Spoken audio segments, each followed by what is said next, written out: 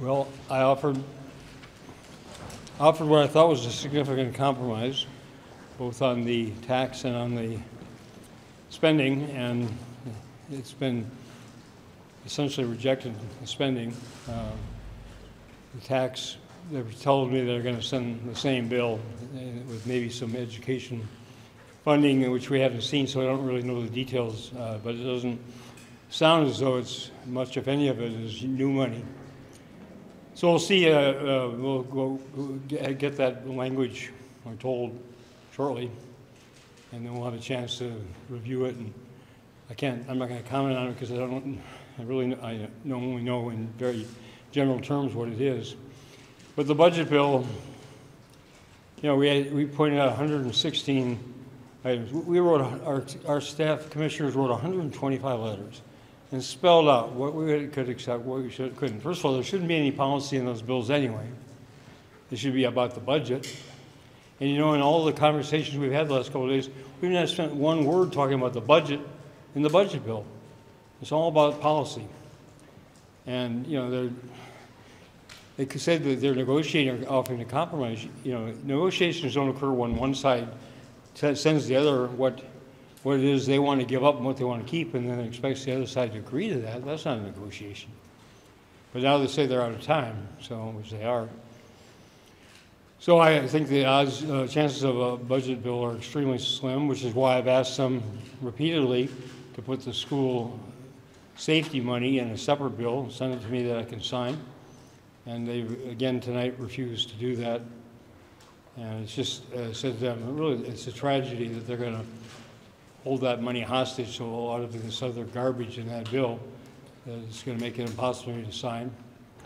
The opioid, they caved in so far on that with the funding for it is minuscule. It's general fund. It's not worth fighting over anymore. Same with the elder care. It got watered down so much.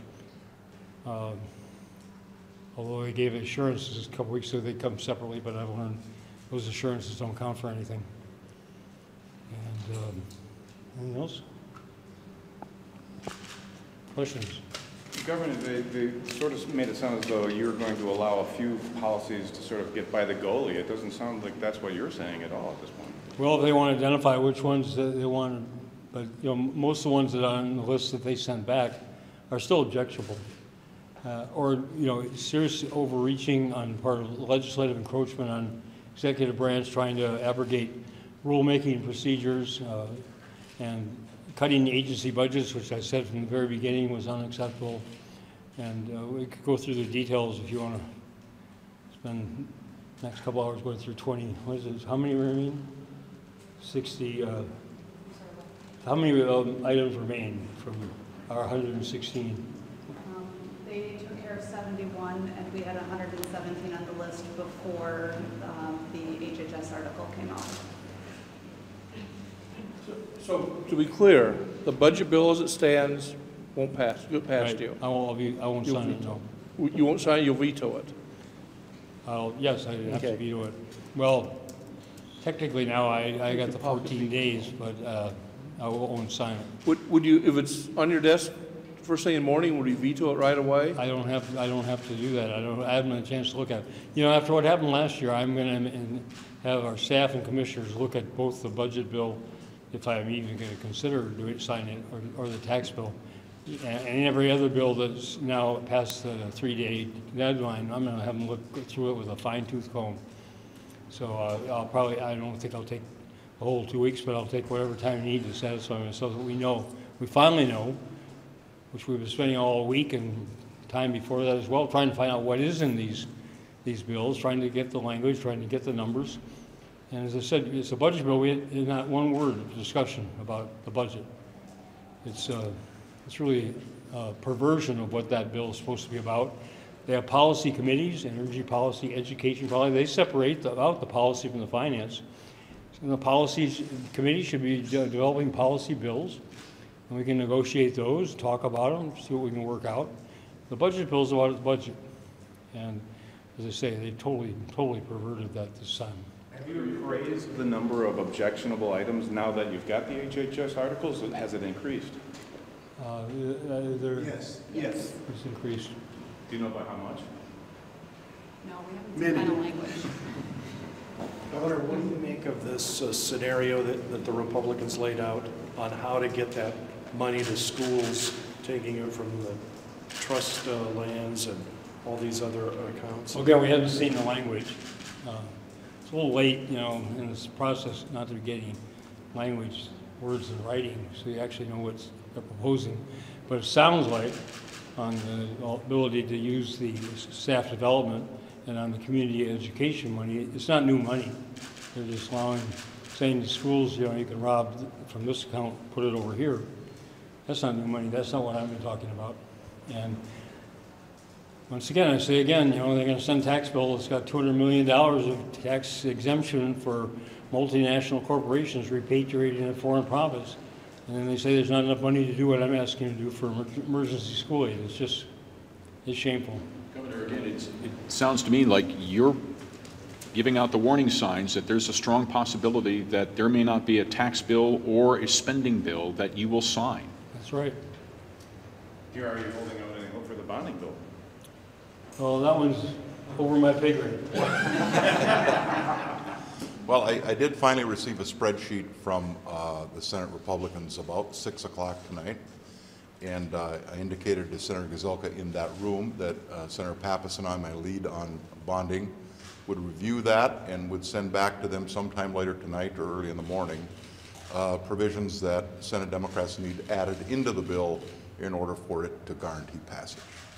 Do you have a figure that you've sort of identified where it has to be? Well, Senator Pappas and I haven't gone through the spreadsheet yet. We have a list of what our members' priorities are. We don't know how many of them might be included, but I would say somewhere between the 825 they passed and the Senate's $1.5 billion amendment that we tried to offer the other day is somewhere in between there is where the deal is.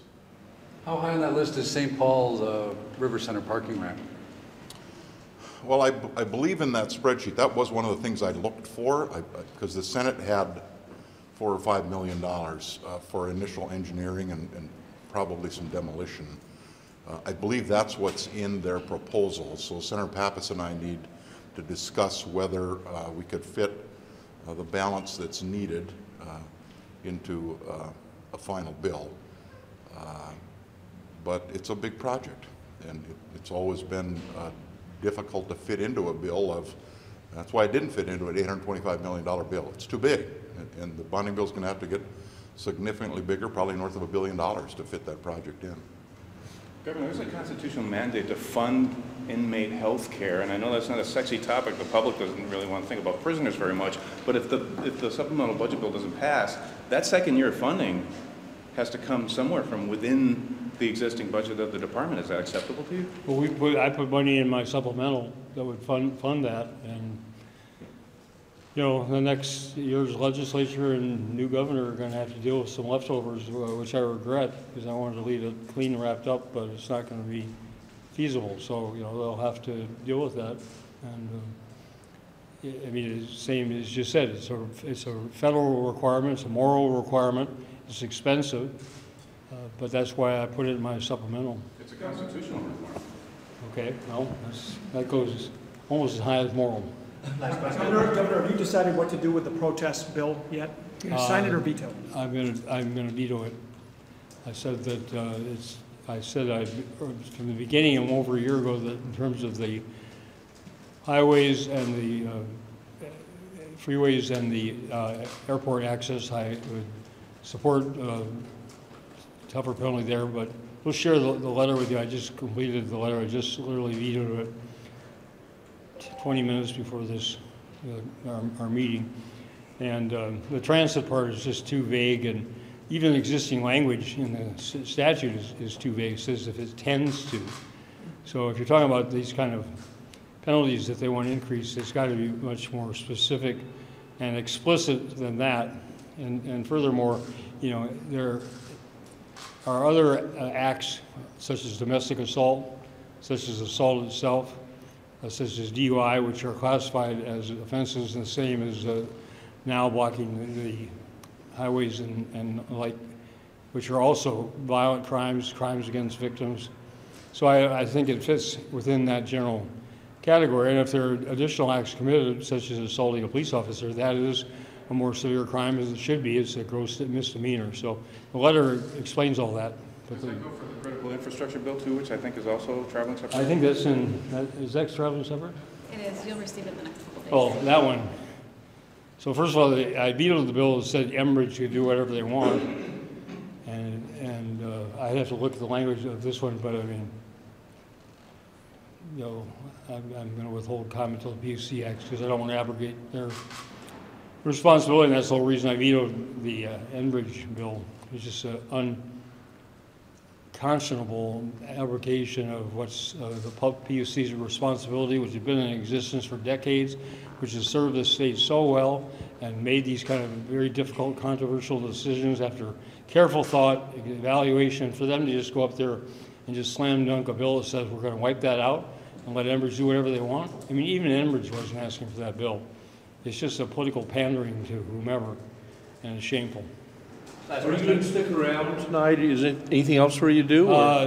No, there's nothing else for me to do. Well, I've got a couple more letters I've got to write, but I can do that back at the residence. I'm going to be back tomorrow. I've got a couple of press events, but I'll be back right after that, and I have my great staff here ready to, and commissioners ready to weigh in my absence. If they can work everything out before I show up, all the better. What's your feeling now? Going in the last day, they can pass bills tomorrow. I'm not optimistic that we're going to get a budget bill or a tax bill.